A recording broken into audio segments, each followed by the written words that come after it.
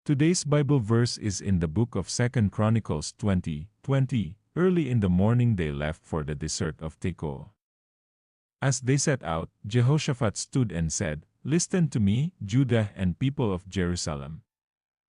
Have faith in the Lord your God and you will be upheld. Have faith in His prophets and you will be successful."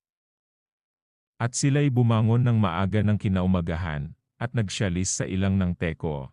At habang sila'y nagsisyalis, si Josaphat ay tumayo at nagsabi, "Dinggin niyo ako, O Juda, at niyong mga taga-Jerusalem, manampalataya kayo sa Panginoon niyong Diyos. Sa gayon ay kayo'y matatatag, manampalataya kayo sa kanyang mga propeta. Sa gayon ay giginhawa kayo. Kung ikaw ay bibili ng t-shirts, bakit di gantong t-shirts ang bilhin mo?